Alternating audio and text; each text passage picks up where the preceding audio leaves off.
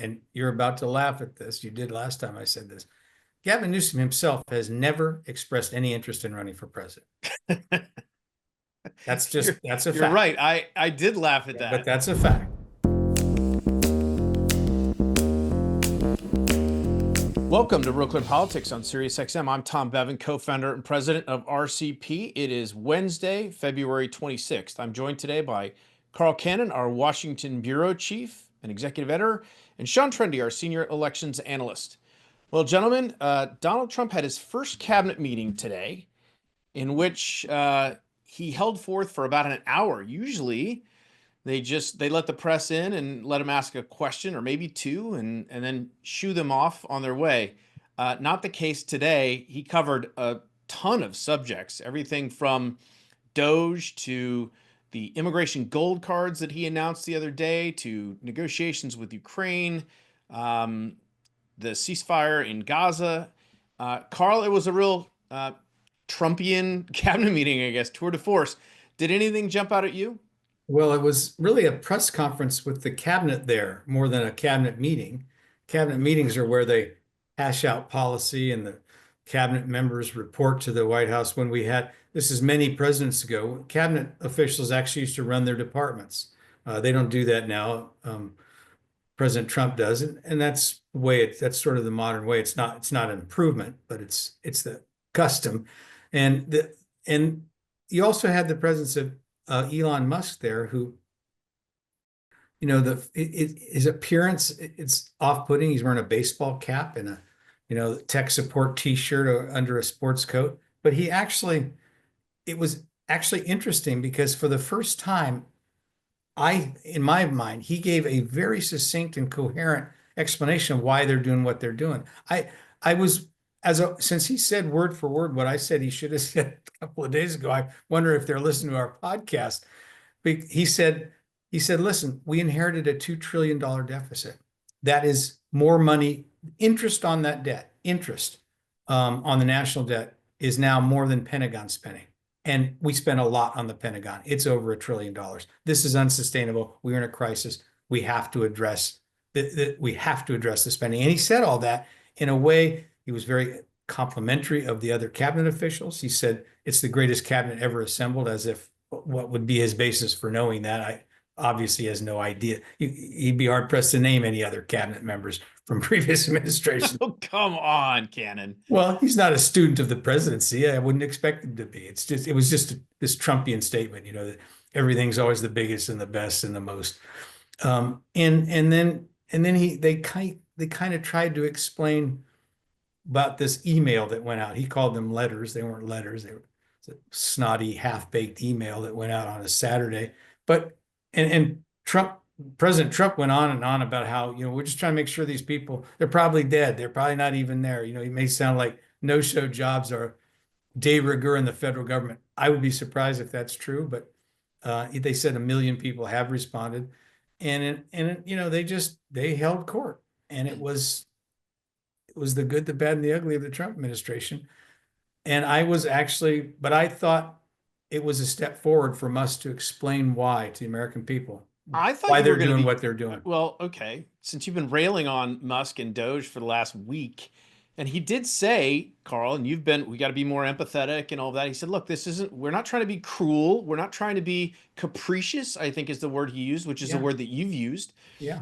He said, listen, we're just trying to figure out what's going on. And he said, listen, he said, talking about the debt, he said, it's not optional. It's an absolute necessity. The country goes bankrupt otherwise. Sean, he also said, he started by saying, look, we're just tech support. We're just there and everybody kind of chuckled because they know it's true, but he's more than that, obviously. But he was saying, listen, all these computer systems are outdated. They don't talk to each other. We're here to help these cabinet agencies sort of run more efficiently.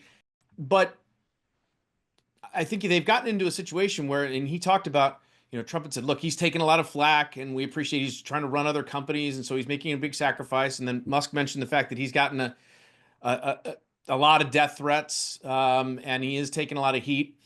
Did he make any progress toward convincing the American people, or at least the ones who are on the fence about him, that this is a necessity, this is something that has to get done? Yeah, I'm wearing my hoodie in honor of tech support slash the junior senator from Pennsylvania, or I guess the senior senator now.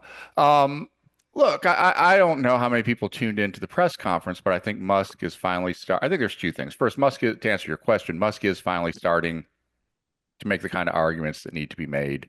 It's a signal that after the kind of insanity of the past month, as things start to settle down, they're going to start to make the case. I don't know how, you know, resonant that case is going to be given some of what happened with the budget that's coming out. But regardless, I think the idea that, and he is absolutely right, it's unsustainable. We can't go on like this.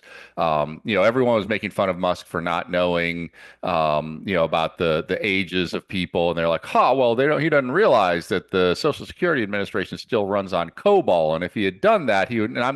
And I'm thinking like the normal lead from that is Social Security Agency runs on a programming language that was taught in elementary schools in the early 80s. Like, Right. so I think he has that case. I think the other thing, though, it's something that you pointed out early on, which is this isn't Trump's first term where you would ask him a question and he just like wouldn't know the answer. And so he'd talk about the big victory against Hillary Clinton. He's learned stuff. Um, He's still Donald Trump, don't get me wrong, but he's actually spent the last few years thinking about things, and he knows what he wants to do, and he has some sort of argument for what he wants to do it, and that's why you're seeing a much more coherent administration the last time around. Carl, one last thing on this before we switch gears. The other thing that Musk said that sort of jumped out at me, he said, "Look, we're going to make mistakes. We made a mistake, for example, on Ebola. We accidentally, canceled Ebola, and when we found that out, we, reinstated it quickly." And that was He said, "Look, we're going to make mistakes, but when we do, we'll acknowledge them and we'll rectify them." And then he also talked about, the sort of transparency of the organization of DOGE and, posting the receipts. I thought that was also, I mean, how can you argue against that? Well, the argument against it would be then slow down. Then don't make those mistakes. Be more deliberative. But he addressed that too. He said we don't have time. This has to be done quickly. He made it sound like it's a crisis. And when you think that this country is running $2 trillion annual budget deficits in peacetime, I think it probably is a fiscal crisis. So that's how he addressed that. Yeah. All right, Sean. The other big news yesterday was that the House of Representatives passed the budget. It was along partisan lines. It was by 2 votes. It was quite dramatic. They looked like they weren't going to get the votes, and they were trying to quell a rebellion from conservatives who wanted more spending cuts, and they called it off, and they brought it back, and it passes barely by the skin of their teeth. But nevertheless, it seems like a pretty big win for Mike Johnson, Speaker of the House, and for Donald Trump as well in terms of moving his agenda forward. Yeah, Mike Johnson is competent. I mean, I know the conservatives are upset he's not ideological enough for them, but he understands how to make the House work, which is what you want. First, he's very conservative, but he understands how to make the House work. He's not a bomb thrower, which is what they really want. But if you want to pass legislation, you want someone like Speaker Johnson. Look, the budget has some problems. I think the extension of the tax cuts is going to create some tension between we're in an emergency and need to get rid of this, get this budget deficit down, which again is absolutely true. But yeah, it's a win for the Trump administration. We'll see how it can move through the Senate, though. Tom, I was struck by that too. What Sean said is the skill of this guy. When he was named, he was nobody's first choice when this battle royal broke out. Most Americans had never heard of him. He was from Louisiana. He's a slight, physically not imposing person. He's not only not a bomb thrower, he's very measured in how he speaks, exceedingly conservative. But I was thinking about these things that he's done, how he's managed to. You've got Trump on one side and these Republicans who were willing to side with the Democrats to get rid of Kevin McCarthy, and the Democrats who march lockstep against anything Republicans do with this very narrow majority. I was thinking, there's a building up on Capitol Hill, the Rayburn Building, named after Sam Rayburn, who was considered one of the great speakers in American history. What did he have, John? An 80 Democrat majority in Congress? I mean, Yeah. This guy has to work harder every day than Sam Rayburn had to work in any given year. And I think it's time to acknowledge his skill. But As what about what Sean was mentioning, the tension now that you have between, the passage of, well, soon to be, I mean, the tax cuts are what, pegged at like $4.5 trillion, which is sort of the capstone of Trump's policy agenda. And on the other side, trying to offset that by spending. The Republican Party still is interested, at least in theory, in the deficit and the debt and trimming those things. So how do you square that circle, Carl? Well, they're all supply siders now, Tom, and have been for a generation. You can't mention tax increases around these Republicans. They'll just break into hives. So it's all on the spending side. What I'm interested in, though, those were Donald Trump's tax cuts his first term. I don't know how wed he is to them. In his second iteration, because what Elon Musk is talking about is fiscal conservatism, old style fiscal conservatism. We're not going to spend more than we take in. If they cut, and I think right now it's all about the cutting, but I wonder if some point, maybe next year down the road, Trump will do what Ronald Reagan did and say, okay, we've cut everything we can. Now let's look at the revenue side. Because what I don't know is whether Trump's prouder of those tax cuts or whether he's more wed to what he talked about today, which was balancing the budget. He said in a year or two, and that's gonna be hard to do without revenue increases. All right, we are going to take a quick break. You're listening to Real Clear Politics on Sirius XM. We'll be right back after this. Welcome back to Real Clear Politics on Sirius XM. I'm Tom Bevan, co-founder and president of RCP, joined by Sean Trende and Carl Cannon. Sean, let me go to you with the big political news of the day, which is Byron Donalds, Republican congressman from Florida, announced last night that he is in the race for governor. And we talked to, I guess it was a few weeks ago, maybe a couple weeks ago, about the news that Casey DeSantis, Ron DeSantis's wife, was reached out to by donors who were encouraging her to get in this race as well. What do you make of this news, Sean? And what do you peg Byron Donalds' chances at in terms of winning not only a Republican primary, but a general election? So in the general, I think you'd have to like his chances. I mean, this is a state that has just lurched rightward in the last few years, and where Democrats haven't won a statewide race since 2012 and haven't won one at the state level. I mean, I don't even remember sometime in the early 2000s. Well, I guess Nikki Fried won, the ag secretary. But regardless, Democrats don't have much luck there. The primary is an interesting case because, I don't know that Casey DeSantis has a strong policy profile in the state. I don't know, if she weren't Ron DeSantis's wife. She's obviously extremely telegenic and gives a good speech, but otherwise, what'd you think of her? On the other hand, it's interesting to see Byron Donalds is starting to get flack from the right for some of the things that he said, saying that Derek Chauvin murdered George Floyd. A couple other statements he's made along the way that are seen as squishy. So it's going to be an interesting final primary, but I kind of like his chances overall. Is there anybody else that comes to mind, Sean, that could get in this race and make it interesting? Oh gosh, it's Florida. I mean, there's no There's a shortage strong of Republican people. bench there. Yeah. Yeah. I mean, there's what, like 8 Democratic congressmen and 21 Republicans. The state houses are both lopsided Republicans. So there are any number of people who might look at this and say, well, Casey DeSantis doesn't have the gravitas. Byron Donalds has made some kind of squishy statement the base won't like. I look in the mirror, I see myself as the governor. Carl, I don't know if you've spoken to Byron Donalds. I have. I've interviewed him. I've talked to him. He's a really impressive guy. I mean, he does sort of he's pretty blunt talk, and he's been a rising star in the GOP. Does a lot of media because he's very good at it. Goes on, not just Fox, but on CNN and other networks, and mixes it up with progressives, and always seems to acquit himself pretty well. That being said, he's a congressman. Running statewide is a different beast. He will get a lot more visibility, a lot more scrutiny. Well, he's very pro-Trump. He's the Trump guy, so, and that's how he became not obscure congressman from one district. And he injected himself he let it be known that he was being considered for vice president. Now he wasn't, but that was a shrewd move. He, and look, Sean, on that, Derek Chauvin thing, George Floyd, I mean, what Byron Donalds said as a matter of law, he was convicted of murder. So that's Oh, not, I know. The base doesn't want to hear should be it. a controversial statement, but I guess in this world today it is.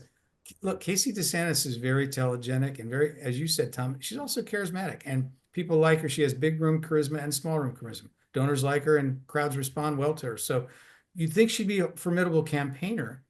My question is, would she be a surrogate for Ron DeSantis and Donalds be a surrogate for Trump? Because we've seen how that plays out. Yeah, and look, Trump came out and endorsed him, so that goes a long way in this day and age, and particularly in that state, I think. So, just a long shot. What if Marco Rubio gets tired of being Secretary of State? He's the second most popular politician in that state. Well, come on. What? That's not going to happen. All right. That's not going to happen. All right. Real quickly, because we got two more subjects to get to, and I want to spend some time on Jeff Bezos in the Washington Post. But Carl, in other gubernatorial news, your guy Gavin Newsom announced he's got a new podcast that he's going to come out.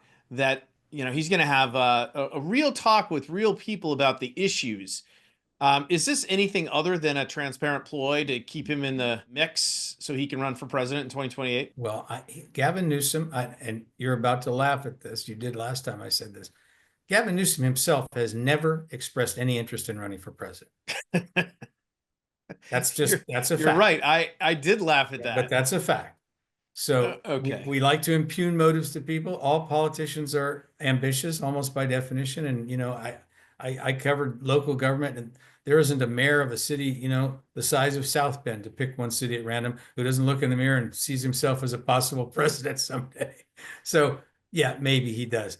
But look, Gavin likes to talk about issues. He likes to troll Ron DeSantis. He has a lot of things he wants to say. He's governing a one-party state now, except for the occasional natural disaster. It's not heavy lifting. So I think he's got time on his hands. And if you want, I'll try to get him on our podcast. I think that's a requirement. I want to, he needs to come on and promote his podcast, and then we can ask him some tough questions. I mean, Sean, real quickly, I mean, he did go on Fox News, and he does mix it up with conservatives. He says that's going to be what this program is going to be about, and he's going to have all sorts of people on, including conservatives. Is that a good idea for him? Is that going to win him points with independents and boost his cred among progressives, as if it needs any more boosting? Yeah, you can see the storyline he wants to sell, which is, I'm someone who can talk to people. I'll listen to all different types of people, even if I think they're wrong. The downside of it, and I guess he has editing rights, but, all he has to do is get pantsed once and it's game over. Right. So it's a little bit of high stakes poker, putting yourself out there extemporaneously. But, I imagine if anything goes really south in one of these discussions, it would get quietly edited. He's got heck, Sean, we do it 5 I was going to say, you got to get a good editor like we have. Wendy makes us look like superstars when I start babbling away. All right, Carl, last subject, and this is a big one, and this is really important. Jeff Bezos sent an email to the Washington Post saying that they are going to make changes to the opinion page, and that they're going to focus on two pillars, free markets and personal liberties, and because A, he thinks those markets are underserved, and B, because he says he is an American, he's for America. This is the discussion that he wants to have, and that, any other opinions, they can be published elsewhere. Sort of an ultimatum, if you will, to the Washington Post. The head of the opinion page decided that was not his cup of tea, so he's stepped aside. They're going to find someone else who's going to run this new directive. What do you make of this from Bezos? I found it fascinating, but I'm curious. It's very interesting. David Shipley, who's the editor, is a universally beloved and respected person, including by Jeff Bezos. And he gave Shipley the opportunity to stay. And he said, but he wanted him to really buy in. And he said to David Shipley, look, if the answer isn't hell yes, you're probably not the right guy. I mean, he wanted him really in. David Shipley has a more traditional view that all of these views, that there's other things to write about. And that's the world I came up in. And I agree there's other things to write about. Jeff Bezos said, well, that's what the internet's for. And it's an interesting experiment. Mm-hmm. And I have to tell you, so they lost something like 200,000 subscribers when they wouldn't even endorse Kamala Harris. You're going to see more of that kind of pushback. But if there's one person in the United States, well, I guess other than Elon Musk, who has screw you money, it's Jeff Bezos. Sean, what do you make of it? I kind of like the fact that, yes, there's a big internet out there, but the cachet of Washington Post columnist still has some cachet. I think it's degraded over time, in part because there wasn't a good balance of writers. But I'm not sure the answer is, oh, we have to become Reason Magazine, basically, where everyone on the editorial, it's just not going to be interesting, right? To open the editorial page and have everyone having the same basic viewpoint. It's a philosophy that I'm partial to. So in a sense, I'm happy to see that happening. But the other thing is that there just aren't that many libertarians out there. Well, they've got one on their staff, Megan McCarthy. Yeah. But I'm starting to wonder, the roster of these names, Gene Robinson and Ruth Marcus, these other people, are we going to lose all their voices? Maybe Kathleen Parker can stay. I mean, it starts to, what Sean's saying is right, Tom, is that there's nothing wrong with that point of view. And it's also a point, Sean and I are very sympathetic to it. I read Reason Magazine and love it, but are you going to lose, is the focus going to be so narrow you're going to lose a lot? You're going to lose points of view that you would have liked to have heard. Well, yeah. Look, this isn't maybe the way I would have handled it, but it seems to me. I mean, look. Let's be honest. The Washington Post's opinion page was a complete shit show, and has that is not that. You shouldn't even say things like that. That's not even rational. Carl, I read it every day. Well, wait a minute, Carl. Wait a minute. I mean, they have. Wait. They have George Will, who's the most beautiful writer in American journalism today. If you say Max Boot next, I'm going to have to cut off your microphone. They have David Von Jennifer Rubin. I mean, look. Well, they have people that you think are not good, Tom, but they have a wide range, and that's the point we're talking about. Are they going to lose that? They have a much wider range than any other major newspaper I can name. I think they could have significantly upgraded their opinion page and kept some of the diverse views of opinion without narrowing the aperture. So but I think one of the reasons they did it is I think that page has been not great for some time. But that's just my opinion, Carl. You're welcome to disagree as you do. It's wrong all the time. All right, listen. On that note, we will leave it there. We're going to take another quick break. You're listening to Real Clear Politics on Sirius XM. I'm Tom Bevan, speaking with Carl Cannon and Sean Trende, and we will be back with more right after this. Welcome back to the show. I'm Carl Cannon, Washington Bureau Chief of Real Clear Politics. Talking now with Richard Porter, friend of the show, a frequent contributor to us, a columnist, former RNC committeeman, and from Chicago area, from Illinois. So Richard wrote a column for us today. If you haven't seen it, you should go read it. Well, I won't do it justice, although we'll get talking about it. He connects J.B. Pritzker, governor of Illinois, Donald Trump, and Alexander Hamilton, and makes a legal and historic argument why President Trump is not out of line with all this madcap activity out of the executive branch. Did I describe it right, Richard? Sure. No, look, JB made really the unfortunate and odious argument that we're on the verge of a Nazi takeover in the United States. And he suggested, that in a matter of weeks, really, ending on St. Patty's Day, that we were facing a potential Nazi takeover of the United States. And it was absurd. Ridiculous. It's disgusting. As Holocaust survivor Jerry Wartsky observed, it's mentally sick to be comparing Donald Trump to the odious characters that killed 6 million Jews and then sparked a war that caused 50 million more violent deaths around the world. That's just wildly inappropriate.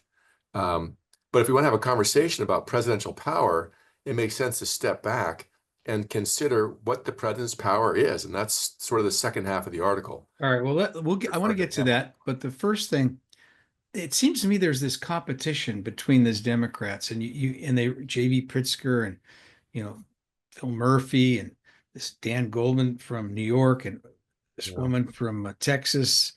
Sort of to be the face of the resistance and position himself as the leader or leaders of the Democratic Party. And it seems to me that the people doing this are saying increasingly outlandish things. I guess that's what they think the base wants of the Democratic Party. I guess they've adopted what I call the high hysterical style, which is just trying to outdo anyone else with your ridiculous comparisons and kind of dire warnings about the end of democracy. That's where Joe Biden started back in the beginning of 2023. And now we're back to Nazi comparisons, and it's made so promiscuously, it's completely inappropriate, and people are just sort of ignoring it. And I think it's important we push back on this and recognize and really hold the Holocaust out as a terrible event that warrants a somber reflection as opposed to being tossed around as a political football when you disagree with someone or you feel that they're using too much power to compare them to Nazis. And by the way, the interesting thing about this, Carl, one of J.B. Pritzker's staffers reached out to me back in 2020 when he had imposed some executive orders that I had disagreed with, and protesters were outside the governor's mansion accusing him of being a Nazi. And they said, well, you know that's inappropriate. And I agreed.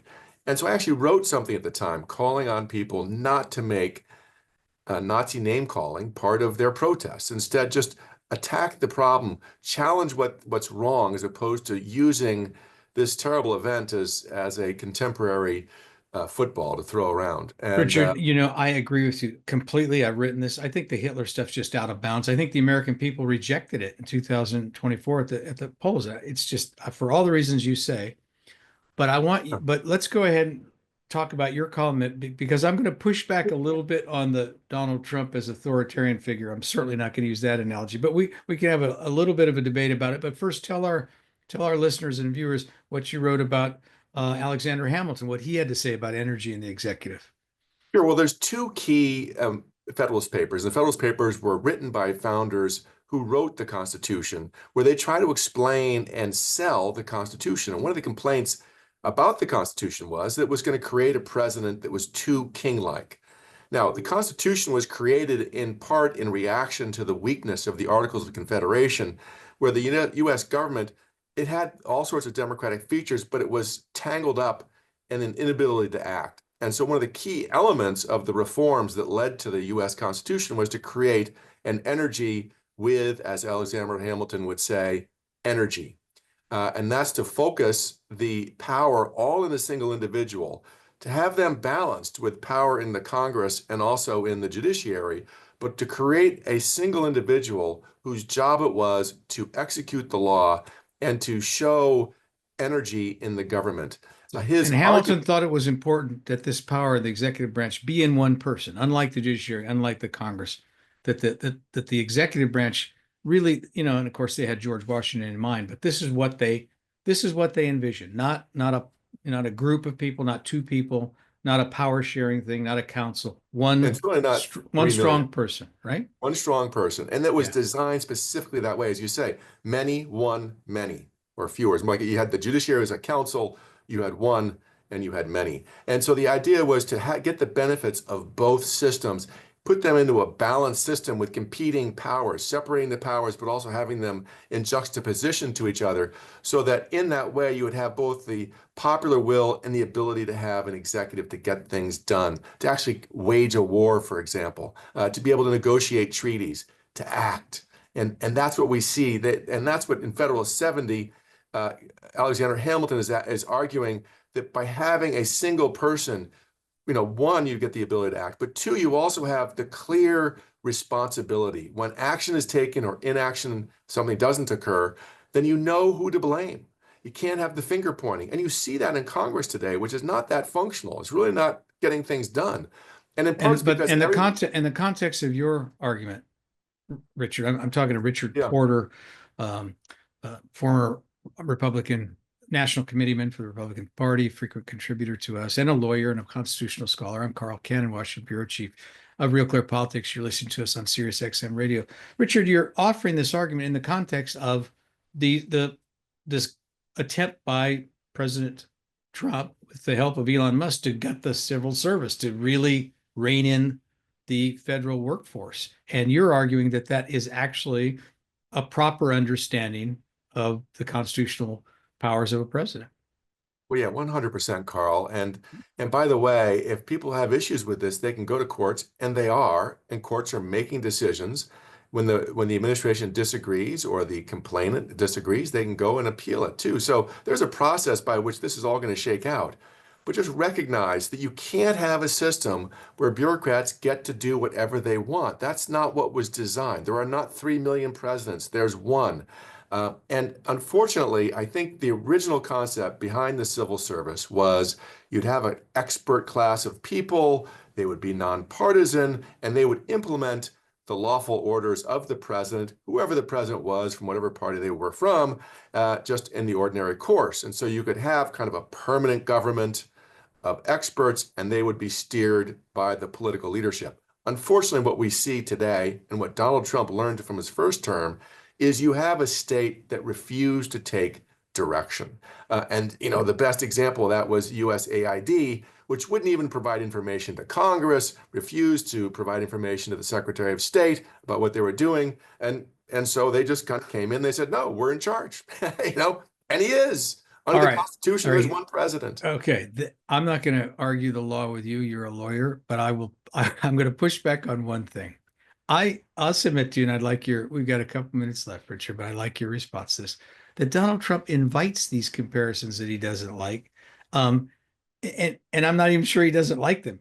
He's the one who sent out that faux Time magazine thing with himself as a king. He thought that he's trolling his critics. He's the one who quoted Napoleon, for goodness sake. He who saves his country violates no law. Napoleon Bonaparte was not a Democrat, small d, or a Republican, small r. He was a dictator and an emperor and a would-be autocrat who waged war all over Europe for no reason anyone could understand.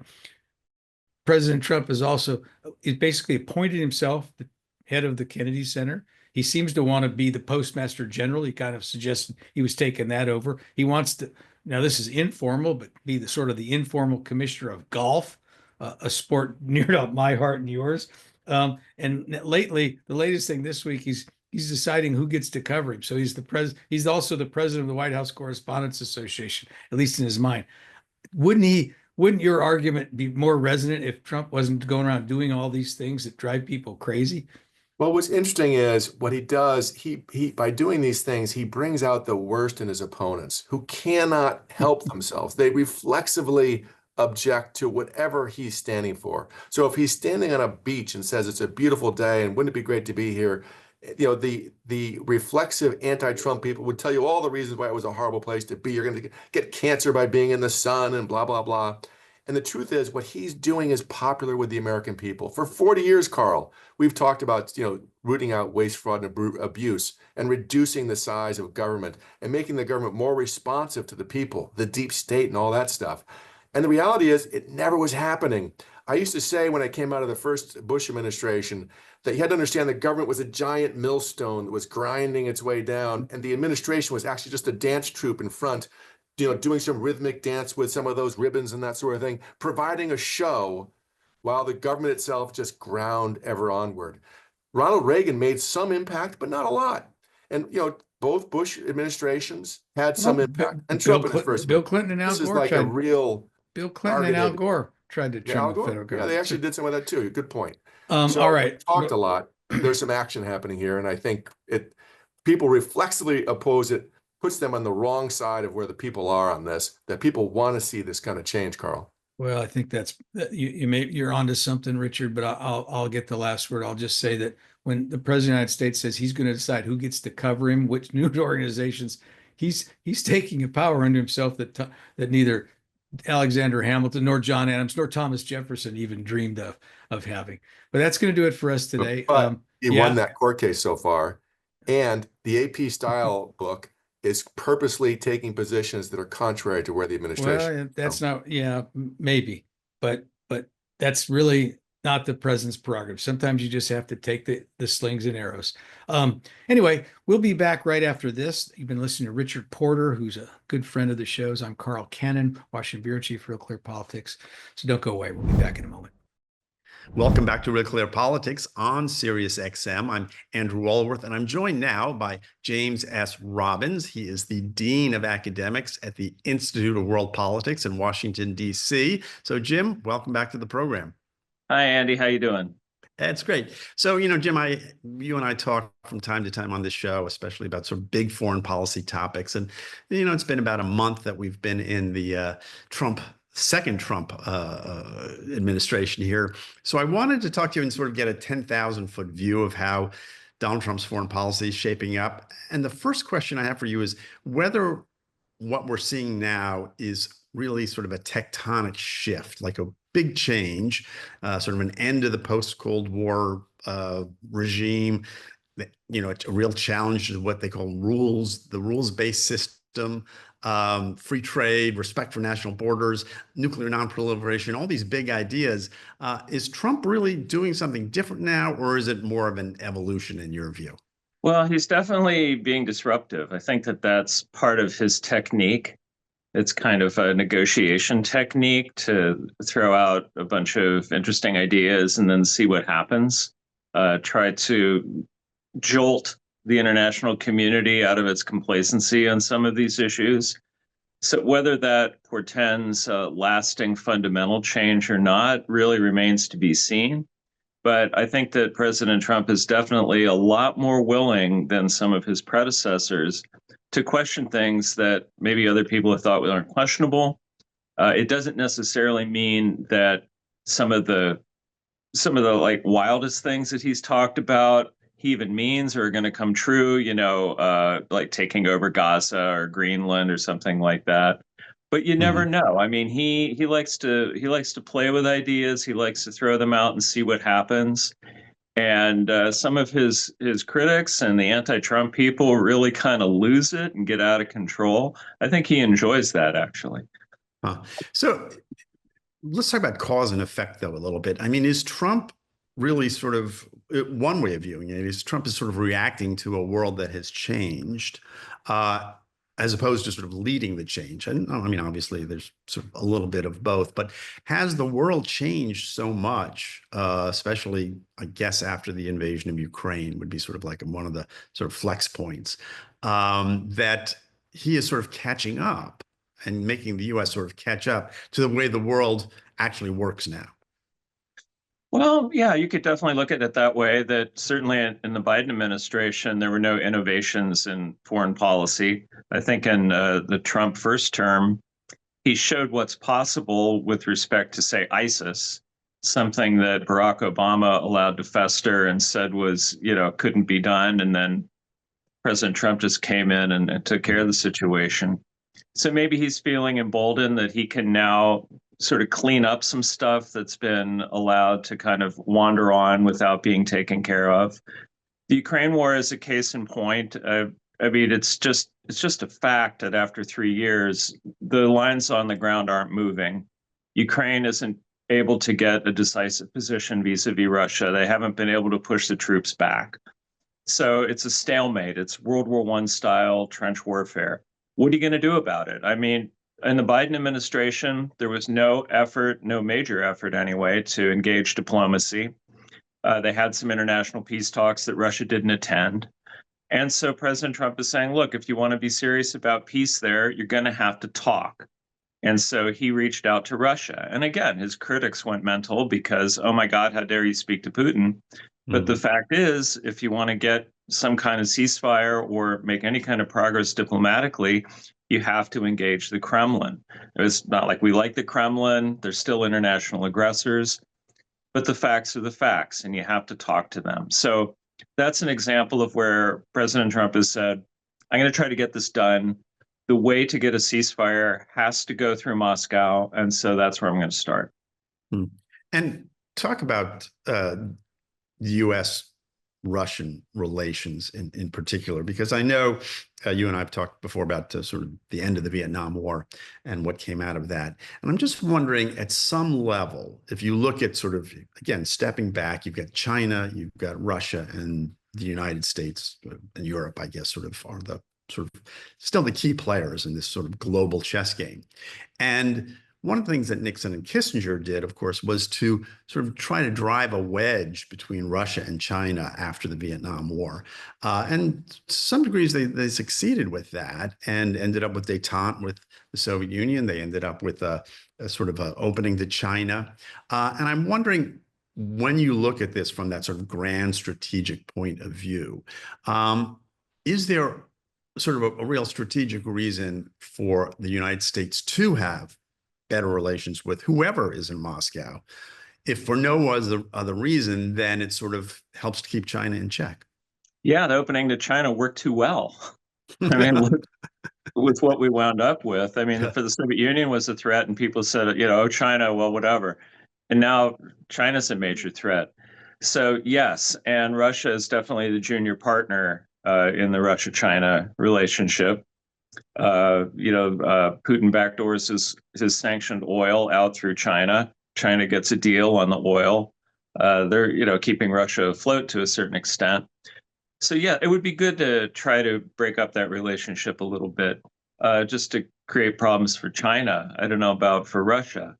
But, Russia, when we talk about Russia as a global player, it's not like the Soviet days. If you look at Russia's GDP, for example, okay, Germany has more than twice the size of their economy. Britain's economy is bigger. France is bigger than Russia. Italy has a bigger economy than Russia. If you add the EU all together, they're 10 times the GDP of Russia. And yet Russia's taking all of our attention. Because yes, they have nuclear weapons, which you can't ignore that. Would love to be able to, but you can't. And they're led by a guy who obviously doesn't care. He's not interested in the rules-based order. He invades his neighbors, not just Ukraine, which he's invaded twice, but also Georgia. Where he's stripped off pieces of that. And he's talked about things like Kazakhstan and the Baltic states and merging with Belarus and stuff like this. So you've got a dictator in Russia who doesn't care about international borders, and that's really what makes him a player in this game. That's all that they can do. Now, it would be better if that would stop, if they could engage in more trade relationships, have more of a normal standing on the international scene. I don't know if that's possible because Vladimir Putin has said he wants to recreate the Soviet Union. He'd love to recreate the Russian Empire. And remember, Poland was a part of the Russian Empire. So the Poles are looking at this skeptically. But just having an opening to Russia, just having a détente with Russia doesn't mean buying into that program. And so, again, the people who are criticizing Trump, who say, oh, he's given everything to Putin. Well, he hasn't given a thing to Putin. The only thing he's done is start a dialogue. And again, if you want a ceasefire, you at least have to talk. You're listening to Real Clear Politics on Sirius XM. I'm Andrew Walworth, and I'm talking to Jim Robbins about foreign policy. You mentioned nuclear weapons. One of the lessons people are drawing from the Ukraine experience is that it's a bad idea to give up nuclear weapons. And I'm wondering if in this sort of world that we're entering, if people feel for whatever reason that the West or the United States isn't going to sort of play as big a role and the rules-based sort of era is going to sort of collapse to some degree, that national borders might not be respected the way they have been, that nuclear weapons become more important. Is there a fear that nuclear proliferation will sort of be the result? And, places like South Korea, Japan, even Poland, which you mentioned, would want to have nuclear weapons in order to, have their own deterrence as opposed to relying on the United States. Yeah, it's a shame if so. We don't need a lot more nuclear weapons in the world. Of course, when the Soviet Union split up, Ukraine had many nuclear weapons. They were one of the major nuclear powers just because that's where the Soviet Union had based a lot of nuclear weapons that the Ukrainians inherited. And of course, they gave those up. And they have now regretted it, that they shouldn't have given those up because it might have played more of a deterrent role. So, yes, now you have the Poles saying maybe they could get some, at least have nuclear weapons based there, if not their own force, then maybe an American force. And we've done that in other countries in the NATO zone and in Europe. South Korea looking at it. You know, Saudi Arabia is looking at it. If Iran goes nuclear, then you can bet the Saudis will too. And this isn't good for stability. What we need to do to counter that is, number one, to modernize our own force, which is really in need of it. And when you look at what China's doing, they have a very modern force and it's getting better all the time. So we need to modernize. And the second thing is restore the nuclear umbrella to countries that don't think that we will do that. Like kind of, reach out and say, we got your back. If Putin is rattling the nuclear saber, if the Chinese are trying to intimidate, if North Korea is launching missiles, or if it looks like Iran is going to go nuclear, that we're there for you. And to tell our allies that you don't need your own nuclear weapons, because if it gets to that point, we're there to help you with deterrence. Because the alternative of just having all these nukes around, I mean, the more they're around, the more you may have accidents, the more you may have nuclear terrorism. And just because a country's friends with us today doesn't mean that 10, 20 years from now, they're not our enemy, and then we have a nuclear armed enemy. Yeah. Well, Jim, we're going to have to leave it there. Fascinating stuff. Really appreciate you coming on. Always good to get your perspective on these things. You're listening to Real Clear Politics on Sirius XM. I'm Andrew Walworth. That's our program for today. We'll be back tomorrow. Hope to see you then. Thanks for listening.